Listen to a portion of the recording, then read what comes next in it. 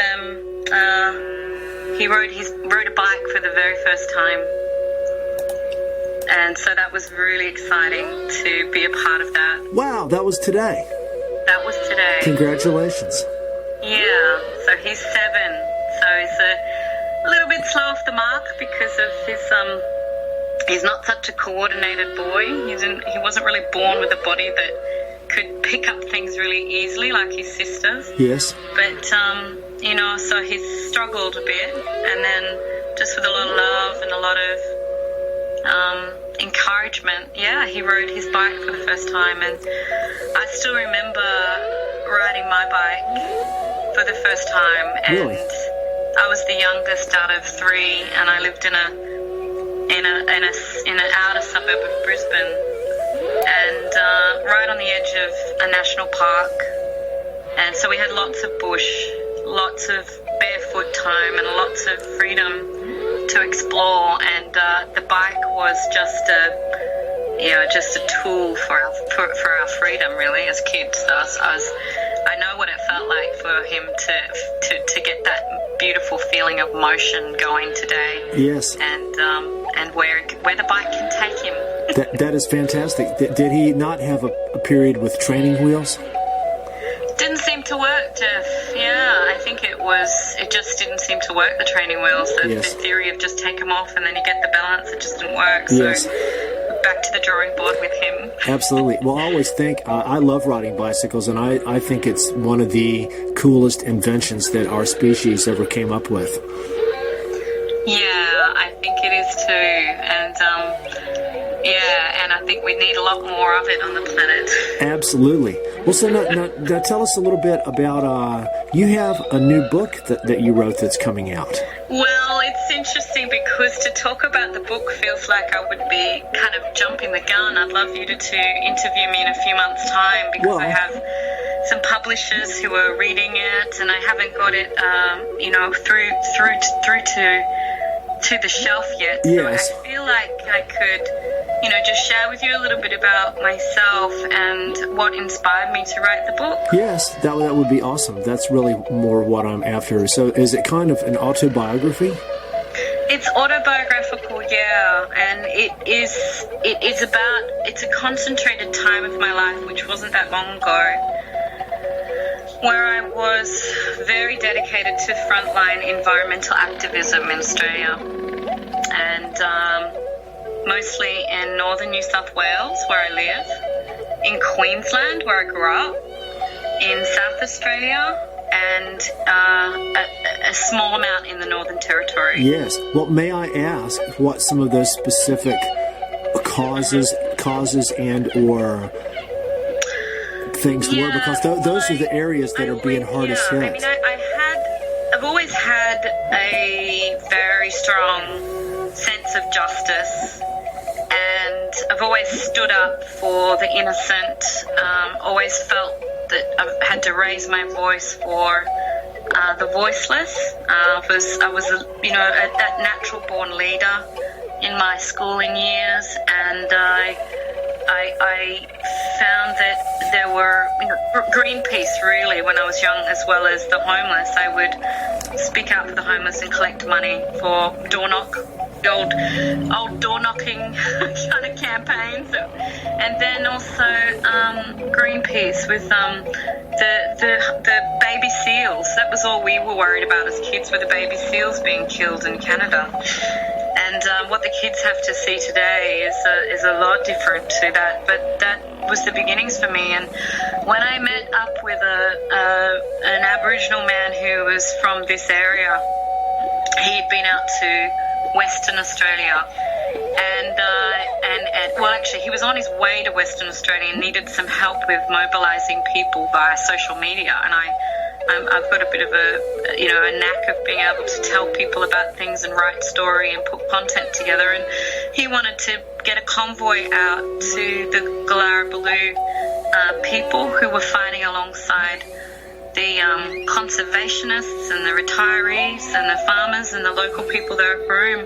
They'd been fighting for years to try and stop a gas hub. Was this the thing at James Price Point? The Western Australian government were going to build a big gas refinery. So basically coal seam gas, or in America, you know it as fracking.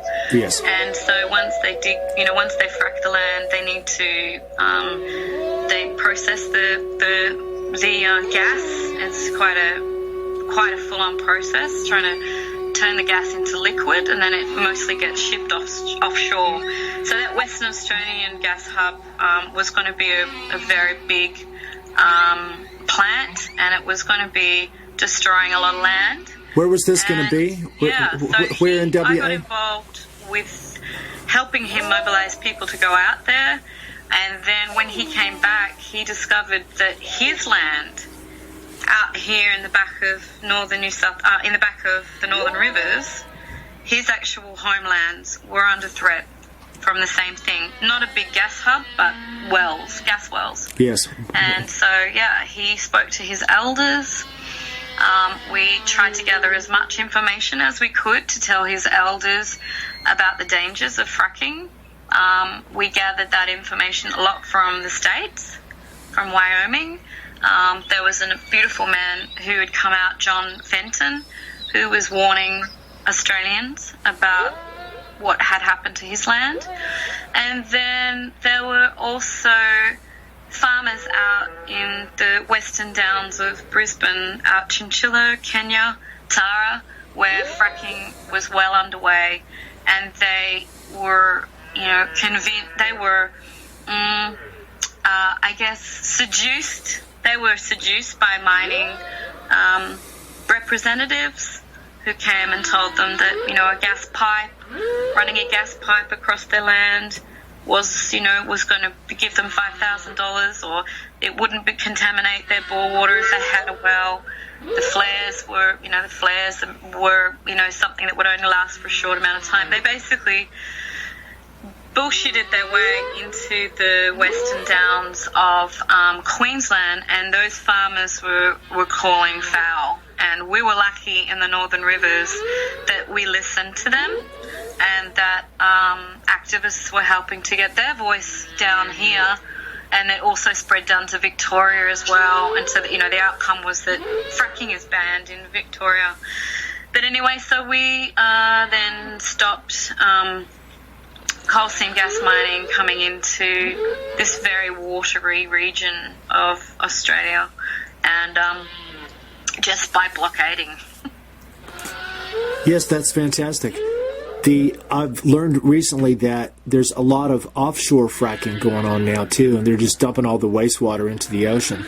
But that is so fantastic. And so fracking is banned in Victoria, but is it still going on in New South Wales? Still going on in New South Wales. One of the other regions in which we then went with a group of farmers and Aboriginal people and conservationists down to the Pilliga State Forest. Yes, the Warrumbungles. The largest inland forest in New South Wales. And the Pilliga is near, the closest town is Narrabri, and then there's Gunnedah, Coonabarabran, and the community there, it's a big food bowl, the Liverpool Plains. And so, there was already gas being dug up in the Pilliga by stealth, really. There was a really dodgy gas company called Eastern Star Gas. It was run by an ex-deputy prime minister. And I think, wherever your listeners are, whether they're in America or Australia, they know about the revolving doors between mining executives, financial, big finance executives, and politicians. Yes. There's a really, they say, it's a revolving door between those industries and government. So, John Anderson was a deputy prime minister, and he then started the gas company. And that there was not even a land council for the Aboriginal people at the time. The gas company mobilised a land council to get certain members of the Gomeroi Nation to sign off on it being okay that they would dig the Pilliga. And then, Eastern Star Gas, you know, they were doing the same thing as they did out there in the Western Downs, and they were seducing the graziers and saying, yep, there's an easy $5,000, easy $10,000. And those stories, I heard a lot of those stories about the executives turning up at all sorts of the day and night and finding out what kind of alcohol the farmers liked, and you know, just really playing on the farmers' goodwill and the country hospitality, and swaying them into this mining agreement and telling them that agriculture would be fine, that the bore water would be fine, that the Great Artesian Basin would be fine, and of course we know that it's not. And then those gas licenses for Eastern Star Gas, it was like cowboy fracking, really. They were bought by Santos Mining, South Australian Northern Territory Exploration Services, so that's a fairly big Australian company. Yes. And so Santos now mine in the Pilliga, and they do it in a very cunning way, where they will just pass 3 wells at a time so it doesn't activate the water trigger bill. And that's a whole other story, that how, you know, who owns the water, you know, what are the laws that protect water. And so I went to the Pilliga many times. We started an activist camp there.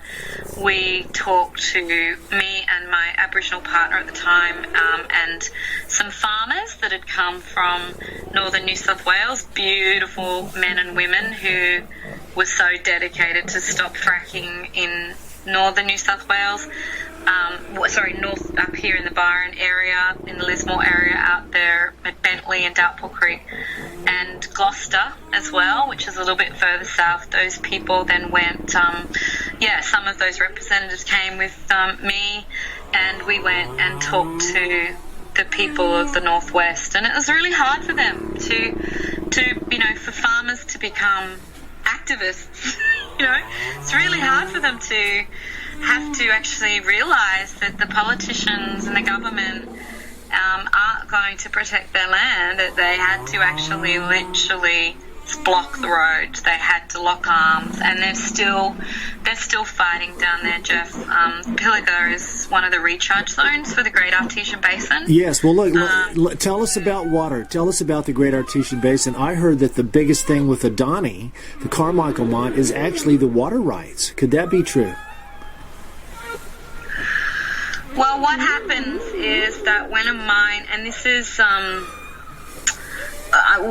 in the Galilee Basin, where the Carmichael mine is supposedly going ahead. It's gone through a lot of serious approval processes and being given the approval, but it's still being fought. I actually heard recently that the Australian Conservation Society is taking them to court again. Yes. And also that the Aboriginal people up there, Adrian Birragubba, he is fighting using first the very, very, very powerful principle that says first in time, best in law. So he never gave up his sovereign rights. So that theme of sovereignty is a whole radio program in itself. Yes. And I think you know, if you could ever get Adrian Birragubba, I've met him years ago, and I've never, you know, what it feels like to be in the presence of a sovereign man or a sovereign woman, which I have as well, is just, it's another, they're great spirits. Yes, well, I would love to interview him. What I know about mining in general is that everything is done on calculation. How much water will be used? We'll calculate it, you know. How much will the water table drop? We'll calculate it in the startup process. And then it just seems to be that time and time again, the water use is greater than they calculated. The bores drop, the Artesian Basin drops more, you know, by metres more than was calculated for the open cut coal mines in the Hunter Valley. The same with out there in the the Western Downs. So when it comes to the question of the use of water up there with the Carmichael mine, I don't know the details of it, but I do know that the mining companies count on being able to pay their way out of any breaches that they might make. Yes. And pay their way out of any fines. So it's really, whether whether the water table drops or not, they will just pay a fine. So once the mining is of course, irreversible. Yeah. And once the breaches occur, we have laws that are really weak in Australia. Yes. Around those breaches. Yes. And also a lot of the mining companies are self-regulating. Yes. It's all a bit suspect, isn't it? Well, when I'm a really mad researcher and I'm a really deep thinker, and I'm actually very, very interested in healing. That runs through my female lineage, and so the healer is always looking for the root cause. Yes. And so what I think it's to have an understanding and just kind of taking away the emotions behind, the fears behind the land being grabbed and being poisoned, and it's even though I'm not saying it's there's an important place and time to actually feel that fear and emotion. But if we just look at it really pragmatically, Australia was really set up with a dream when it was colonised. Yeah, so the original dream imprint. Now this is where I go in my book. I'm fascinated by human consciousness. What is it that we're dreaming together? Who is the big, strong-minded willpower? Where are the strongest minds? And what are those minds dreaming? What are they thinking? What are they planning for the rest of us? And it's from around, tables in executive suites in marketing companies dreaming of how to sell a product, to, a family sitting around together and imagining what they're going to do as a family that holiday. We have had a huge dream imprint on Australia from a patriarchal viewpoint of taking the resources from the earth here and sending it back to the British Crown. Yes. And that hasn't actually ended. That British Crown dreaming, if you want to use that word, dream or vision or agenda. Yes, that's a good one. Really not that much different today. It's just, So we're kind of a naive nation in many ways about that original agenda. Well, and I don't think many people really realise. Yes. Do you like, you've heard of John Pilger? Yes. Well, I like him and a lot of the things he has to say, but he says, only half jokingly, that Australia is really equal parts British colony and like the 51st state of the USA. Yeah. Which is really true in a lot of ways. With the American military presence. I think that I think that we should also, and this is not my field of expertise for certain, I think that the American imprint of that patriarchal model and using immigrants to fuel the wheels of industry, to manpower industry, and then how to, in a way, keep the enslaved people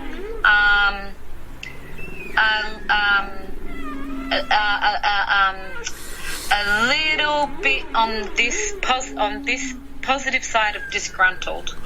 Yes. Yeah. It's, as I say, that famous Roman saying, give them bread and circus, and they'll never revolt. Yes. And I think that is spread, that kind of elitist thinking, with a small few having the money and the brain power to dream up industry, and then needing manpower and kind of selling the American dream, selling how values should actually look, so that you're the hard-working person putting food on the table for the children, and yes. And then that kind of turn a blind eye to what the bosses are doing and how they're doing it, and whether or not in the really long run you'll actually survive, whether you'll be poisoned in that industry, or whether the industry itself will poison your children or grandchildren. I think it's a lot of I like the word hoodwinked, a lot of seduction, a lot of an image that's been kind of marketing, shaped and polished by a certain few for a really, really long time. It's really the dominant paradigm of the existence of mass media all through the 20th century has been as a marketing tool and a propaganda instrument to convince the people of the agenda that the powers that be want them to believe in and to embrace as true.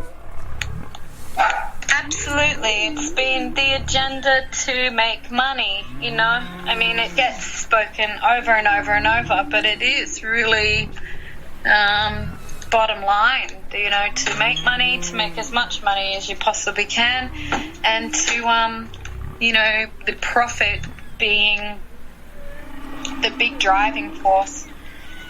I do like what I'm seeing amongst the young people, Jeff. I really like what I'm seeing. I'm lucky to be a mother of a 20-year-old. I'm lucky to have surrounded myself with her and her bright young mind thinking children. I'm lucky that my partner has 4 children and loads of nieces and nephews. We've educated our children at Steiner School. For real? And they're very free-thinking children. Yes. And I feel even a bit emotional speaking about it, because I believe that we're actually all custom built for the times we're in, from the elderly to the babies being born right now. That's very cool. I don't think that there is anything random about the moment that we arrive on the planet and what the conditions are. And I hear the young people of today speaking in a different way. They're thinking in a different way. They don't want to harm. They want to look at having something that works, that's productive, that is good for everybody. It's as Richard Branson speaks about this phenomenon in his book called Screw Business as Usual. He's noticed the young entrepreneurs who are asking, what can we do and where people, plant, animal all thrive.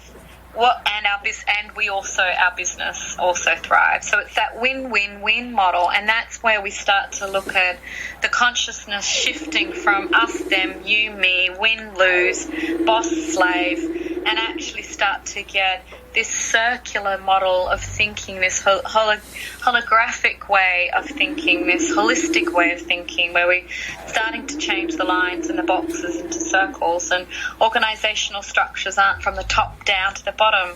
Actually, all people are of equal worth, and all animal life and sentient life is actually of equal worth, and that there is a way in which we can survive and thrive together, where the needs of everybody are met. And it's pushing from the ground up this thinking.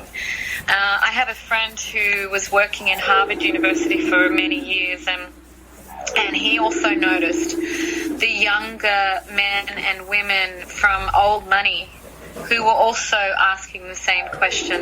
Now, this is not negating the fact that I do also see, that competitive, have I got the best car, have I got the best job, and is my house gate and, my sand shoes better than yours? I still see that outside my circle of influence. When I go into other parts of my network, I still see that big pressure of materialism. So I'm not in any kind of fantasy that all young people of today have got this win-win-win model, but I believe that it's enough. There's enough of that thinking to grow and keep growing. And it's in a way, oh my gosh, my dog, he wants to come in. That's okay. We can interview him too. What's his name? What's his name? And you know, something that I talk about in my. Are you there? Yeah. I was barking. Yeah, something I talk about. Yeah, so thank you. I'm not sure. Come here, Muzzy, come here. Buzzy, come! It's a good puppy. Come! Come on. One of the things that I talk about towards the end of my book is about the very real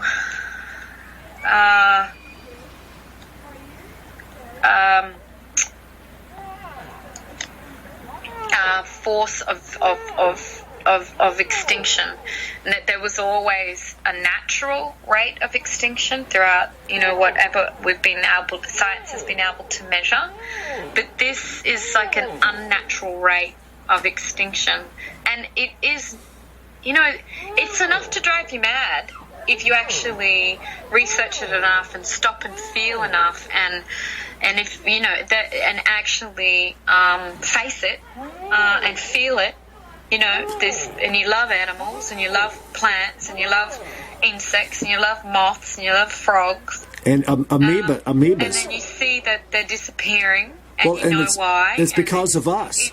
It's because of agonizingly painful. Absolutely. And so, and it's you know, it's horrifically depressing and frustrating. And so, you know, how I deal with what I saw when I was really into hardcore environmental activism, looking and videoing and interviewing and processing. I was looking at open cut coal mines in the middle of forests. You know, like I actually had to go in undercover with 5 other activists and walk into a forest that was on lockdown in the Laird State Forest, and it was everybody had been blocked out except the mining companies. And that was what the Rural Fire Service, the Chief Superintendent of the Rural Fire Service, came out publicly and said, this is a scandal. This is using forestry rules, forestry laws to protect mining companies just because the miners are annoyed with the activists. You are now going to fine activists from going into a state forest, a forest that's supposed to be owned by the people, and you are saying that you're saying it under the guise of that they might start a fire. Well, that mining equipment that you're taking into that forest is far more dangerous and far more likely to start a fire and than a bushwalker or an activist. Absolutely. So, you know, we went in to record Whitehaven Coal, and this was another company that was actually run by, funnily enough, an ex-Deputy Prime Minister of Australia, and Named? this time it's Mark Vaile. And he runs Whitehaven Coal. He's one of on the board, and it was funded by ANZ Bank, and the head magnate was Nathan Tinkler. And at the time that they were approving that mine, he was under a national inquiry from ICAC, which was basically an inquiry body into corruption. Still, that mine went ahead. And I went in with 5 other activists, and in the dark, we hiked about 15 kilometres to get in and video the damage and destruction that the coal company had done to the forest during the winter. So they already had begun clearing the trees in the winter when the animals were hibernating. And, you know, it was 5 years ago, Jeff, and I still am traumatized by what I saw. Wow, that is unbelievable. And some really weird stuff like that happens here in Tasmania regularly. Like there was people with a camp set up to protect against the deforestation in a region called the Tarkine. And Yes. and the report I heard was that even though they were set up there totally peacefully and responsibly, these insane loggers came in there and started tearing up their camp, like breaking their gear and tearing their tents down and all the shit. And the police refused to do anything about it. Yeah, I saw a lot of crazy injustice, really similar. I saw hundreds of police, standing up towards, more police force than activists in South Australia at a uranium mine. I saw security guards beefed up for mining companies who were just almost robotic, so frighteningly bullying, and Yes. saw police blockading deserted country roads and searching our vehicles and confiscating things like I witnessed it was the car that I was traveling in. It was a hire car, and it was this lovely gentleman who had retired, worked in the city, and he travelled from Brisbane City down to the Chai to help save the forest from this third coal mine. And hundreds and hundreds and hundreds of people tried. Over 200 people were arrested. And we found that it was a growing trend of retirees who had felt that they, maybe had been a part of the problem. Yes. Had not noticed there was a problem. And now they woke up. Now that they have time on their hands. But this that's cool. Gentleman, he had a guy rope. I'm talking a 2-man tent guy rope, confiscated by police. And he was saying, it's a rope. And they said, what are you using this for, sir? I'm using this to tie up my tent. And they said, we're going to have to confiscate it because it could be used in a felony. Well, so could anyone's hands. It was But see, things but, I like mean, that. it's just insane. You know what? Back down there in that country town, there are kids who are on ice. Go and chase the peddlers. Why are you protecting the real thieves and the real murderers are in the forest right now? Absolutely. So that's where every little bit of trail that I followed, from listening to the Aboriginal elders to talking to miners, I was lucky that I, was able to just keep my heart open, and Yes. we're all sourcing They've got- every day everything on the Wheel of Harm. They've And, got families to they're- feed, too. And to scientists, I was very fortunate to be invited to go on to film a documentary on the Great Barrier Reef during that time, and was interviewing world scientists about what they were seeing, and that was really scary. What year was that? Really scary. What year did you do that? Pardon? What year did you do the Great Barrier Reef thing? That was 2015. Wow, I'd like to learn more about that. Hey, let me just ask you something. When you were doing at the uranium mine in South Australia, did you meet an Adnamata elder named Uncle Ron Coulthard? No, was he affected by from the fallout at Maralinga? No, that was people more up near Woomera. I know a guy whose granddad actually witnessed that explosion, but no, the Adnamata are down closer to the Beverly. Oh, yes. Beverly. Odamata truck. Yeah, the track. Uncle Ron I was. have heard of this fellow. Yeah. It was the land itself where the uranium mine is that we were protesting the expansion. We were trying to bring attention to Roxby. to country. The land there is Cookatha country. Okay. But the elder it was an Arabana elder who lived out there near Lake Eyre, Katathanda. Okay. And his name is Uncle Kevin Buzzcott, and his land has a moiety with the Cookatha. So it's you protect our land, we protect your land, and Yes. so he had right to be there on Yes. country and speak. So we went for cultural business really, and we found so much out about the ancient stories. Jeff, this is where again I just had to go there and share what I learnt from these elders. Where in the Pilliga State Forest, in at this Cookatha country, where the mine is. It's the largest uranium deposit in the world. They have ancient stories. The ancient stories tell of the danger of touching that land. Can you tell us a little bit about that? And you mess up with that land. There's very dangerous ancestors that were buried long time ago down there. They call it sickness country. Banished into the aquifers, banished into the rock shelf. And if you dig in there to them, you will release them onto the planet. You know, it's really this. It becomes very mythical. Yes. We're looking at these really old stories of releasing the dragon. Well, weren't you in those dark forces that are in the underworld? Weren't you in America? And, if there's anything to release dark forces in the underworld, it's mining. Yes. Well, weren't you in America recently? The Hopi Indians of Arizona have a similar story. Their ancient prophecy that goes back thousands of years. Their main admonition is that if we dig precious things from the land, we will invite disaster. So really, we were never meant to mine out anything. And this is they've got lots of uranium there, and there's a really amazing film called Koyaanisqatsi.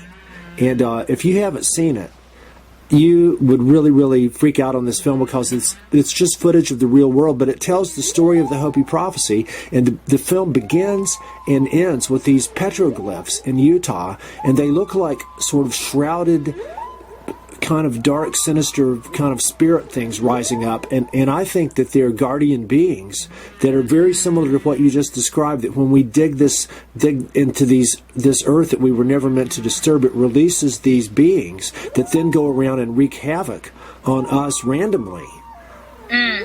Yeah, and I'm glad that you brought up the elders and the holy men and the wisdom that is there in North America. We still have that wisdom here in Australia, and that wisdom I know is in Africa, and I know it's in India. I know, it's in New Zealand, and we're really, really, really fortunate that there's been preservation of that wisdom, and that is time, and it has been time for a long time, overdue, but it is now more than ever imperative to listen to the wisdom of these elders, to listen to the wisdoms of this philosophy, and actually listen to their guidance of how to navigate our way through this age of consequence. It is really time now to listen to the ancients. Yes. And thank God, or Goddess, thank whoever it is that you pray to, that they are here walking on the planet. And I just encourage everybody to make an effort to connect with their local Indigenous people. I try to do that everywhere. Respect and take time. Yes. It takes time. It's sit down and listen. Yes. On the ground, and they'll have the answers. Actually. Well, listen to this. No new medicine. Guess where I'm going from here? We can get ourselves into this crap. We can get ourselves out of it. Guess where I'm going from here? I'm going to the Flinders Ranges. And see, look, if you can think of powerful. If you think of any cool people for me to check out, I'm going to the Flinders Ranges and around Adelaide, and then up through the Central Desert to Alice, and then to Darwin, and then down through Western Australia, all over the next 2 months. Wow. And I'd love to connect with as many people as I can. I'm very envious. Well, come and go with me. Yes, bring all your family. Well, I will definitely have a think about who I can suggest you link up with there, and that is magical country. Absolutely. We have such a phenomenal country here. You do. It's the most powerful. The land. I was really, really lucky, Jeff, to spend time out at Uluru with a custodian who has passed. Uncle Bob Randolph? I can say his name because he said before he passed that he didn't want any restrictions on his name. Exactly. There are a lot of cultural protocols taboos. Around yes. image. it does depend on the tribe and the individual and the family, but Uncle Bob Randall did want people to know that about after his death, about his teachings of Kanyini, Yes. which is unconditional love for life and the responsibility for loving all as your family, and which is very much the Lakota way. He was an Anganu Pitjantjatjara Yakanjara elder, Yes. who was stolen off the country there from near Wataka, so about 290 k's from Uluru. He was there with family and his mother's clan, and he was stolen and taken right up to the top of Australia, thousands of kilometres away, to an island off Arnhem Land called Croker Island, into a mission up Yes. there. And Uncle Bob finally made his way back down to Uluru. He was taken at 8 and returned at 21, but his mother Thangua had sadly died. So he never was reunited with his mother again, but he was reunited with his beloved Uluru. And that rock was the backdrop of a great learning for me about humility, about timelessness, So you, about the respect for the land. And Uncle says, the land was here way before we came, and the land will be here way after we go. yes. So you got to hang out with him. Yes. That is so cool. I was on my way to give him a hand-painted rock that I made for him because I saw him on a John Pilger documentary, and it took me a year or two to get there, and he passed away. But then I met his widow, Barbara, and interviewed her for my show, and I met his granddaughter, and he was just such a beautiful spirit. And Barbara's really trying to carry on his legacy as well as her own mission too. You know her, don't you?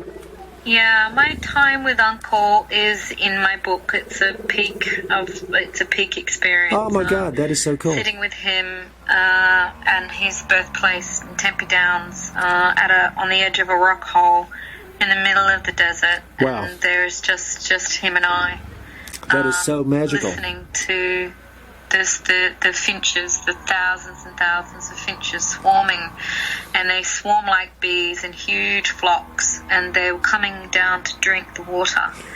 And I sat there and had to calm my beating heart, had to calm my nervous mind, and entered the timelessness that's still place, or the oneness that Uncle Bob called it, the oneness. I followed Uncle into that oneness, and time stopped really, and the finches drank water, and then all of a sudden they just splayed and they just disappeared. And these bushes are there, but they're quite sparse, and you couldn't believe it. Where on earth did they go? You couldn't even see them.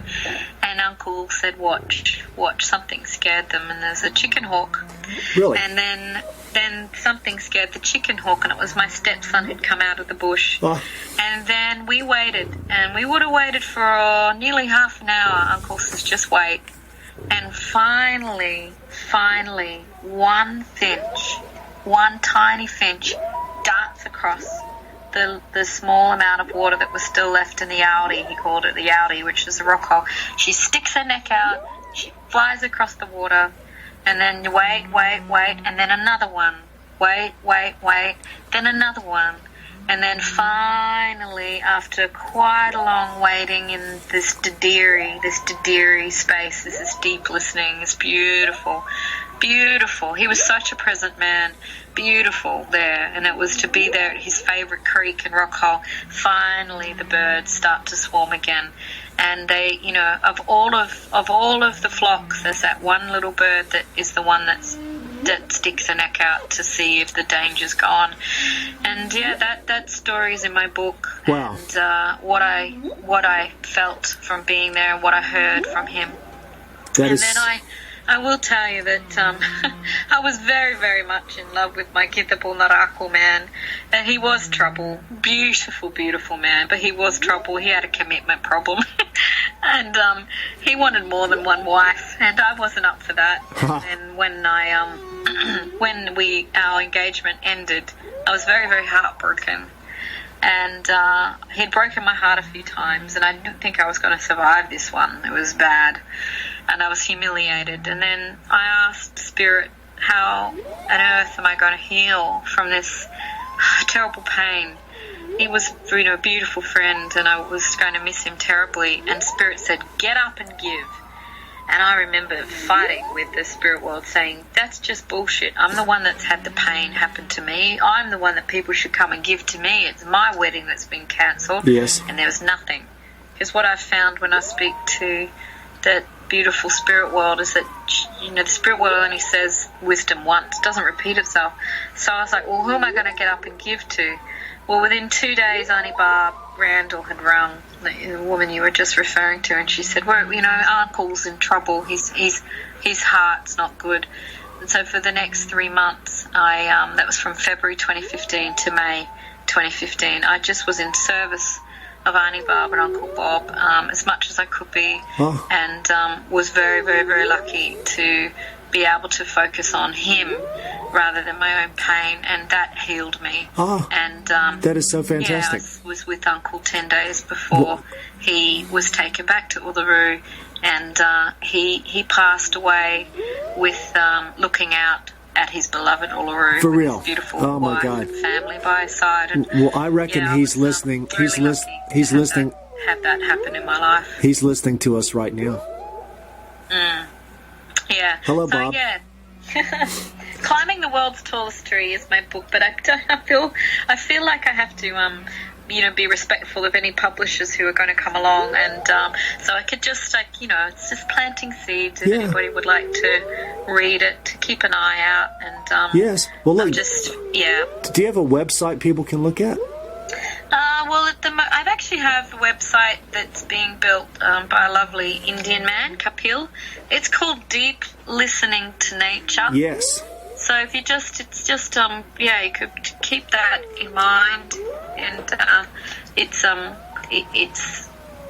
it's coming soon, and that will be a place where you can look for my work. Yes. Well, look, let me ask you this. This goes back to when you and I first started talking about doing this interview. We were talking about a big part of my work is trying to, enable myself to be increasingly more and more sensitive to and conscious of the metaphorical and literal voices of all of our fellow beings who aren't communicating in English, but they're communicating with us in many, many ways. And a lot of this communication is, I feel, and I'm bouncing this off of you, I feel a sense of urgency coming from a lot of directions about, other life forms are saying like, hey, you're making it really hard for us to live, and we love you and stuff, but this is really, you guys are creating a lot of problems for us. And like the koalas, they don't, is it true that there's only 80,000 left in all of Australia? That's that figure varies from 50,000 to 150,000. Wow. So 80,000 is somewhere in the middle of those two numbers, but it's a tragic decline in the millions that were once here. And recent too. Yeah, very. And it's a combination of habitat clearing.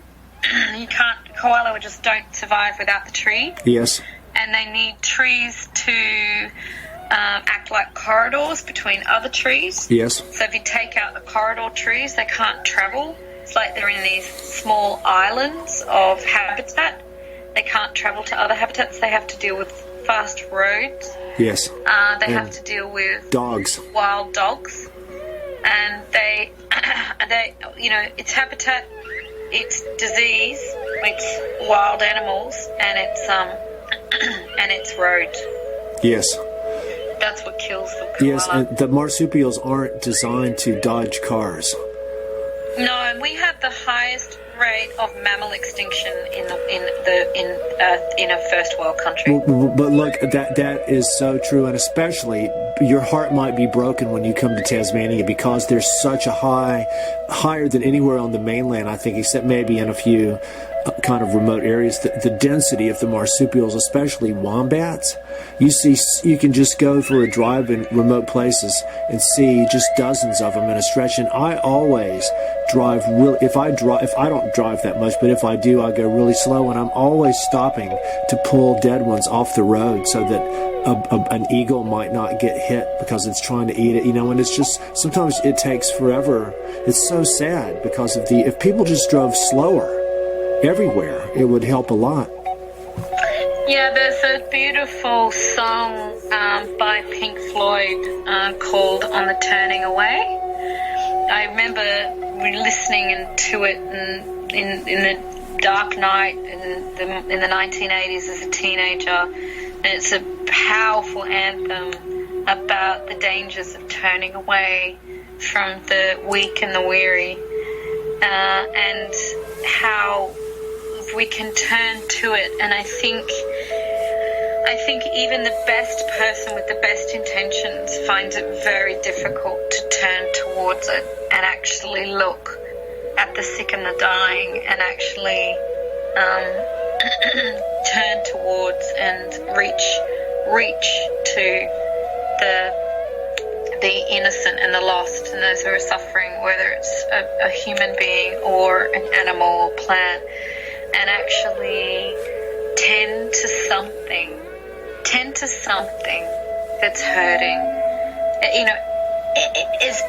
Is almost every day. Tend to something that needs love, and that force that drives a fast car and whacks into an animal and doesn't care and leaves it there is the very force that I'm hoping becomes extinct before everything else does. Yes, and it's a mentality.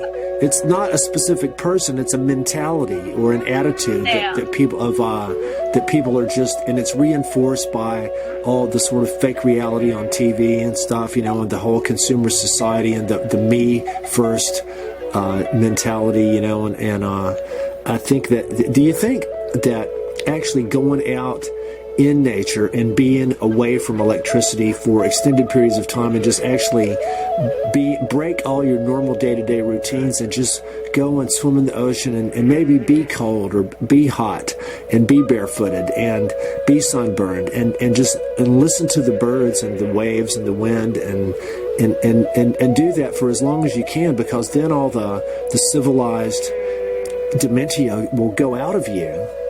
And you can just absorb the healing energy of the sunlight and the quiet and the stillness. That stillness has a music unto itself, and it is beautiful. It's so beautiful.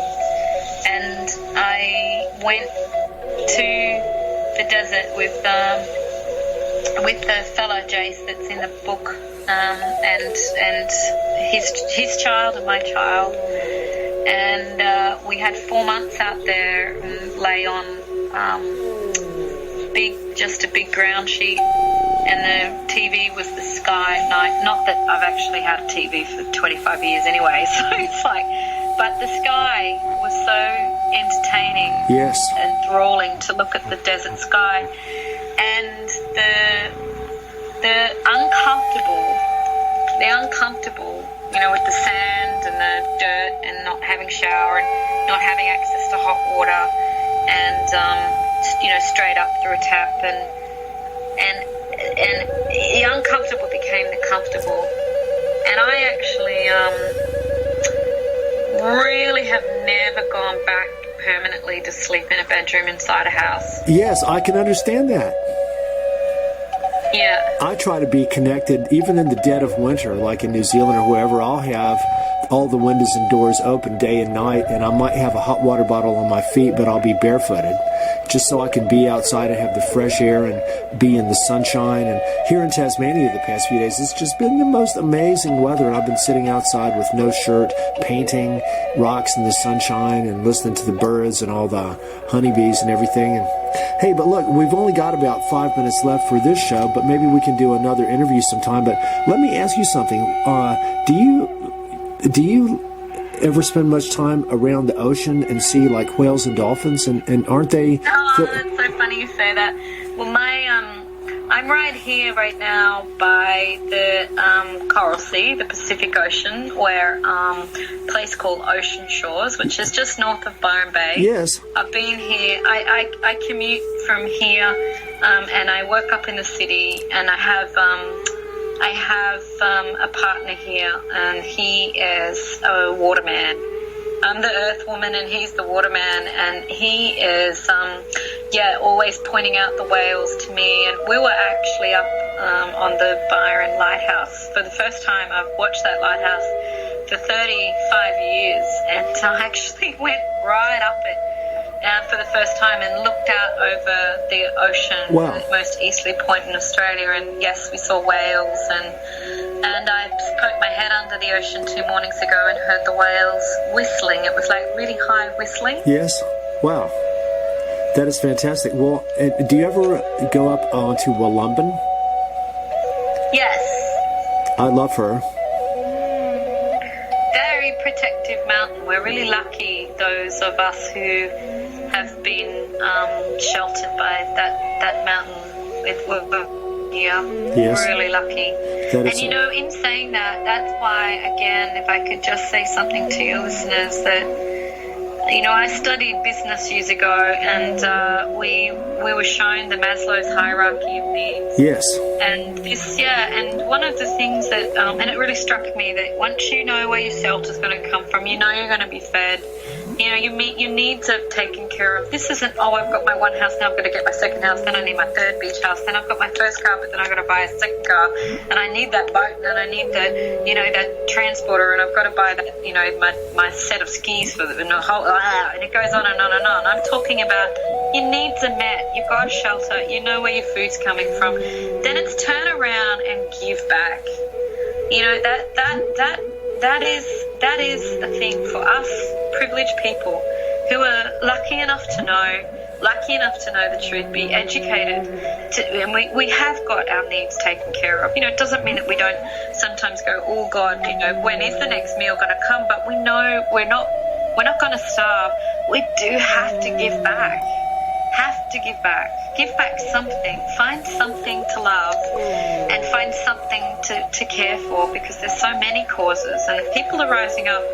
Paul Hawkins says that there's something like 250 million organizations now that are all, or groups and that are all to help a cause. I mean, that is just a phenomenal amount of people who are caring.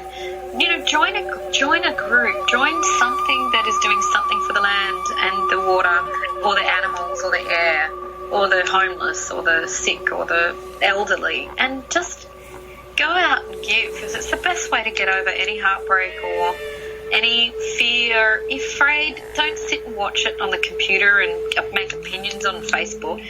Close the freaking screen and get out there and get your hands in the soil. Go and sit with the elderly and actually give back, because we're lucky. We're lucky people, and we have to. I think we have a duty to give back that privilege. That is so cool. Help others. That is beautiful. You're an extraordinarily beautiful spirit, and should probably wrap up this show right now. We're coming into the last 30 seconds with Iris Ray Nunn here on the Brink Radio. This is Jeff Wefferson signing off for now.